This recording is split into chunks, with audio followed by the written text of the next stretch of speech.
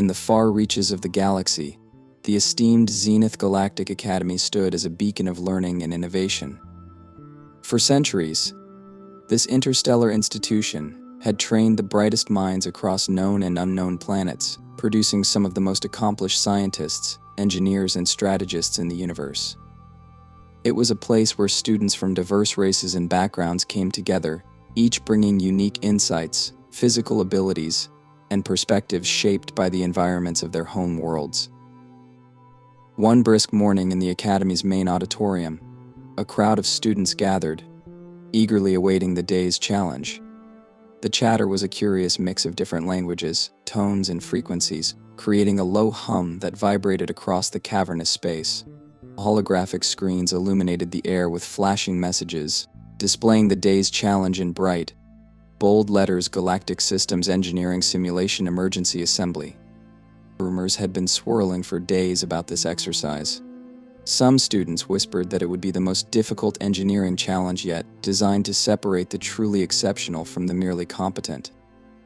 Even by Zenith standards, the level of difficulty was rumored to be near impossible. Yet the students of Zenith loved a challenge. Most of them had grown up in societies that prized intellect, and the Academy had been a proving ground for their best talents and skills. And they'd come to view their classmates and themselves as the future leaders of the galaxy. As the lights dimmed, the chatter gradually quieted. An imposing alien figure stepped forward onto the stage, his elongated form towering over the assembled students. Dean Torax, a distinguished member of the Azendar species, was known for his severe expressions and unrelenting standards. His voice, a low, resonant vibration, commanded silence as he addressed the crowd. "Today's challenge," he began, his multifaceted eyes sweeping across the assembly, "is unlike any you have faced before. It will require resourcefulness, a keen understanding of complex systems, and the ability to adapt to extreme limitations. In this exercise, you are not engineers. You are survivors." He let his words hang in the air, savoring the way they instilled both awe and anxiety in his audience. Dean Torax continued, "You will each be provided with a selection of components scavenged from damaged and outdated machinery. These materials have been rendered useless by conventional standards. Yet, your task is to construct a fully functional supercomputer capable of processing high-frequency data within a narrow time frame. Success will require you to think beyond the confines of traditional logic." The challenge was clear, and yet most students struggled to hide their dismay. Building a supercomputer from functional components was challenging enough, but from salvaged and damaged parts, the very idea bordered on absurd. Several students whispered amongst themselves, their expressions betraying a blend of excitement and skepticism. Among them was Alex Summers, one of the few human cadets at Zenith Academy. Alex had grown up on Earth and had arrived at the Academy as part of an experimental exchange program. Although humans were often regarded as Deathworlders due to Earth's harsh and unpredictable environment, they were also seen as physically fragile and technologically unrefined by galactic standards. The alien students were quick to make such judgments, occasionally treating Alex with a mix of curiosity and condescension. For Alex, however, this reputation had become both a motivation and a challenge, something to be disproven at every turn. As students were escorted into the simulation labs, Alex walked alongside a group of alien cadets, each discussing the challenge in their own way. One of them, a towering, armored Ketran named Vrel, laughed. "Only the Zendar would think we can assemble anything out of that junk," he said, his voice a deep rumble. "This is more of a scavenger hunt than an engineering test." A delicate-looking Rylathi cadet named Isha, with her translucent skin and graceful, flowing movements, nodded in agreement. "The Zendar think logic is the answer to every problem," she said in her sing-song voice, "but they forget that sometimes things simply cannot be done." Alex glanced around, taking in the range of emotions and reactions. The challenge was daunting, yes, but they were all underestimating its possibilities. Perhaps it was Earth's influence, but Alex felt an odd sense of excitement. This task reminded Alex of late nights in Earth's engineering workshops. experimenting with broken electronics and finding unconventional ways to make things work. The limitations weren't a deterrent, they were an invitation to think creatively. The lab they entered was a sprawling hall filled with piles of disassembled equipment. Dusty, outdated circuit boards, bent metal frames, burned-out chips, and tangled cables were scattered around, along with a few ancient cooling systems and cracked memory drives. Alien professors walked among the students, giving them no instructions beyond the initial briefing. The students were expected to find their way. Alex found a small station near the back and surveyed the materials, studying each component's possible function. Years of informal tinkering with Earth electronics provided an edge here, allowing Alex to identify the remnants of familiar structures even among alien designs. While the Ketran students struggled to make sense of the messy piles and the Rylothi struggled to touch anything dirty, Alex's hands moved instinctively, picking up a broken central processor and examining it. Slowly, an idea began to form. The components wouldn't be enough to build anything close to a supercomputer, not in a traditional sense, but they could perhaps be coaxed into forming a rudimentary processing core, if enough of the key pieces were intact. The main challenge would be creating a functional cooling system, as the components available would easily overheat without proper temperature control. Starting with the frame, Alex worked to cobble together a makeshift housing for the processing unit. Nearby, other students were attempting similar builds, though with limited success. The Ketran cadets were trying to force components together, relying on brute strength to connect misaligned parts. Isha and the other Rylothi were using their telekinetic abilities to manipulate tiny circuits with surgical precision, but struggled to find the right combinations. Hours passed, and frustration became a palpable presence in the room. Professors observed the students' progress with impassive expressions, making occasional notes but offering no assistance. For them, this was a test of adaptability as much as technical skill. Alex, meanwhile, remained focused, testing each component before adding it to the assembly. A series of memory cores, though partially damaged, seemed workable if configured in parallel to compensate for their faults. Using a few jury-rigged wires and a salvaged heat sink, Alex managed to fashion a primitive but potentially effective cooling system, though it wasn't pretty. Finally, Alex assembled the pieces into a fragile but coherent structure. The rough machine didn't resemble anything close to a standard supercomputer. Its parts protruded at odd angles, and several pieces were held together by only a few screws and clips. But to Alex, it was beautiful. The design was raw, messy, and precarious, yet it held the potential to function if handled carefully. Taking a deep breath, Alex connected the machine to the Academy's mainframe and entered the activation command. For a tense moment, nothing happened. Then, with a faint hum and a flicker of light, the system came to life. The alien students who had been silently watching Alex's work gasped in disbelief as data began scrolling across the screen, evidence that the machine was successfully processing information. The alien professors, who had been observing the room with detached curiosity, now turned their attention to Alex's station. They exchanged glances, a rare display of surprise in their otherwise stoic expressions. Alex was acutely aware of the weight of their gaze but focused instead on the makeshift console, monitoring the system's performance. So far, it was stable, though a noticeable heat began to build as the cooling system struggled to keep up with the load. Dean Torax approached the station, his severe features betraying a flicker of curiosity. He watched as Alex adjusted the cooling system, redirecting power from unnecessary circuits to relieve the processor. In his long tenure at Zenith, he had never seen anything quite like it. Alex's creation was primitive by galactic standards, yet it achieved the impossible: a functioning supercomputer made from discarded parts, assembled with nothing more than ingenuity and perseverance. As the data processed smoothly across the screen, a ripple of disbelief and awe spread among the alien cadets. Even Vrel, the usually confident Ketran, was at a loss for words. Isha and her fellow Rylothi whispered among themselves, casting furtive glances at the Earthling who had just accomplished what they all thought was impossible. For Alex, the accomplishment was more than a personal victory. It was a statement to the entire academy, perhaps even the galaxy. Humanity might be underestimated, but their adaptability and creativity had no limits. The lab was abuzz with whispers, each student murmuring in their native languages as Alex's makeshift supercomputer hummed quietly in the back corner. A faint glow emanated from its jury-rigged display, casting a soft, rhythmic light on Alex's face.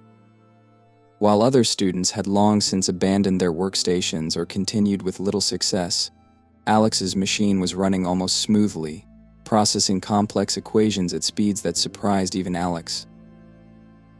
Dean Torax, the Etsendarian dean with his severe and unflinching gaze, remained fixated on the system. He paced around it, his towering form blocking the view for some students while unintentionally casting Alex in an almost heroic spotlight. His multifaceted eyes, capable of perceiving in spectrums invisible to human sight, scanned Alex's setup with meticulous scrutiny. Every piece of wiring, every patched circuit board, each salvaged chip had been placed with purpose. Inwardly, the dean grappled with mixed feelings of intrigue and consternation. Humans were infamous for their resilience, adaptability, and unpredictable ways of thinking, traits that sometimes made them difficult to classify in the galactic taxonomy of civilizations. Deathworlders, as they were often labeled, were known for their innate survival instincts honed by Earth's hostile environment.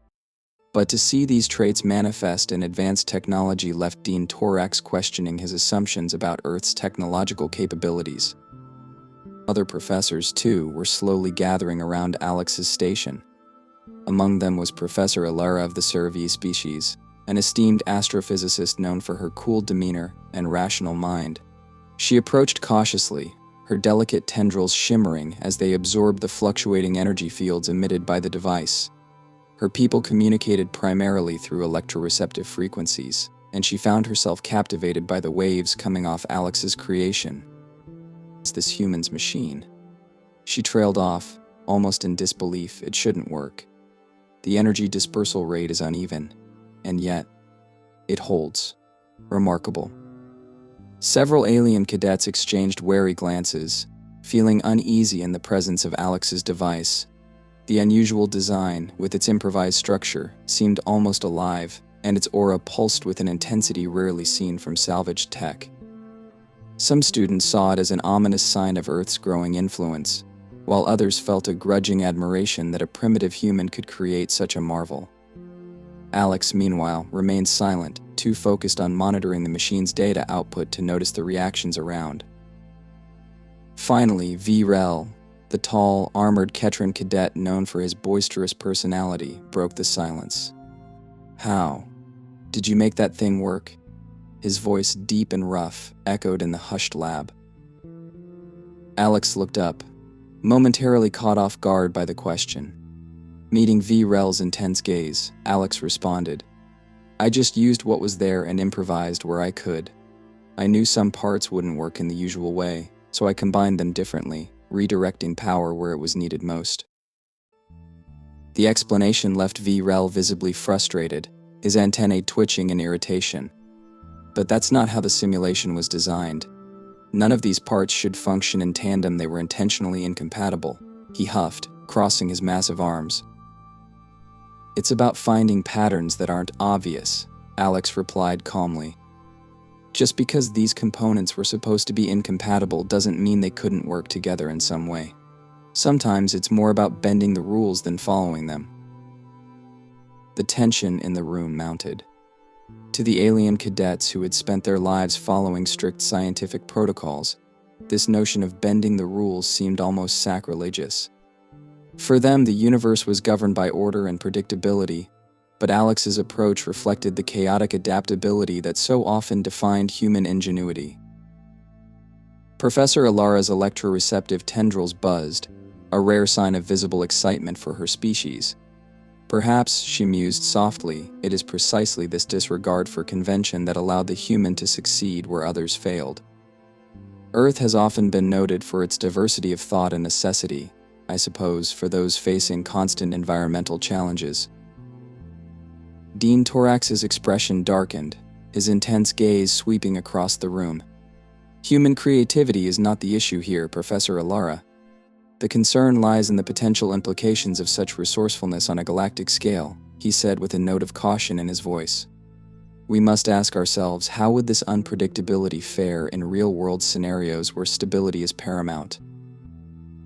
Before anyone could respond, the machine let out a faint hum, indicating that it had completed processing its first set of data.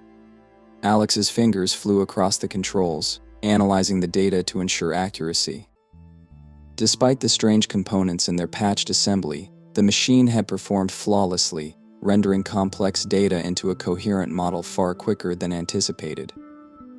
Even Alex was impressed, though the strain on the cooling system was apparent. Droplets of condensation formed along the heat sink, which had started to emit a faint wisp of steam. At this, Dean Torax stepped forward, his towering figure blocking Alex's view of the machine. Enough.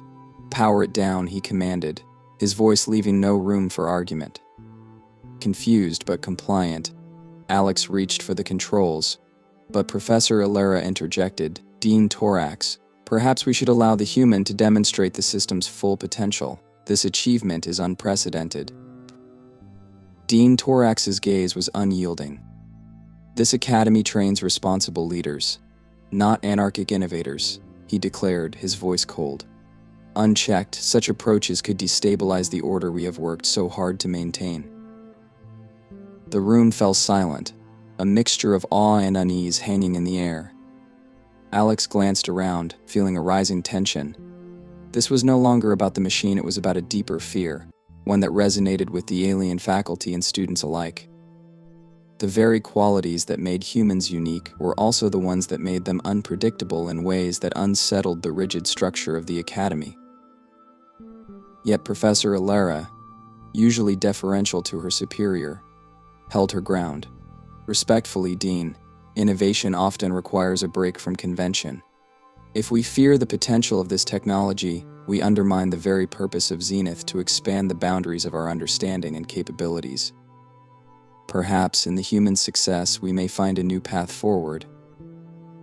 Dean Torax regarded her with a mixture of disdain and curiosity. You place far too much faith in chaos, Professor. But very well. He turned his piercing gaze on Alex. You have 5 more minutes to demonstrate this system's function.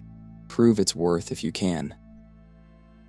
Alex wasted no time, running the system through a series of calculations that would typically overwhelm a conventional supercomputer. As the machine processed data, alien students and professors alike could not look away. The screen displayed models of galactic maps, gravitational field calculations, and energy dispersal analyses, each completed with startling efficiency. The cooling system whirred, straining under the demand, but the machine held. As the final model processed, a collective silence filled the room. The machine had not only succeeded, it had outperformed all expectations. Alien students exchanged stunned glances, and even Dean Torax could not entirely conceal his astonishment. It's finished? Asked Aisha, the Rylothi cadet, her voice a mix of disbelief and awe. Yes, Alex replied, still watching the console, feeling a quiet sense of accomplishment. It's running at full capacity. Dean Torax took a measured breath, his face unreadable. This simulation was designed to be unachievable by traditional methods. You bypassed every constraint we set in place. His tone softened, becoming almost respectful. Tell me, Earthling, why attempt something that logic dictates impossible? Alex thought for a moment, considering his answer carefully. Because impossibility is just a limit we haven't challenged yet. Sometimes, breaking the rules isn't about defiance, it's about opening new doors. Professor Alara let out a faint hum of approval, her tendrils gently pulsing in response. Perhaps there is wisdom in this approach, Dean Torax, she murmured, almost as if to herself. In our quest for structure, we may have overlooked the possibilities that lie beyond our rigid methods. Dean Torax's face remained impassive, though a flicker of something, perhaps curiosity, passed through his multifaceted eyes. You may be right, Professor, but remember, the universe is vast and unforgiving. Not all challenges are meant to be met with such improvisation. He turned to Alex, his voice regaining its commanding tone. Consider this both a commendation and a caution, Earthling. What you have achieved here is impressive, yes, but be mindful that in the real galaxy, there are boundaries for a reason. To survive in this academy, and in the universe beyond, you must learn not only when to push limits but when to respect them. With that, he nodded curtly, signaling the end of the exercise. As the other students dispersed, a mixture of awe, envy, and admiration in their eyes, Alex remained at the workstation, taking in the implications of what had just occurred. This success would not only alter the Academy's view of humans, but perhaps the galaxy's understanding of innovation and adaptability itself. As the lights dimmed and Alex powered down the makeshift supercomputer, a thought lingered in the back of his mind. This was only the beginning. If one Earthling could achieve this much with so little, what else lay waiting on the horizon of possibility?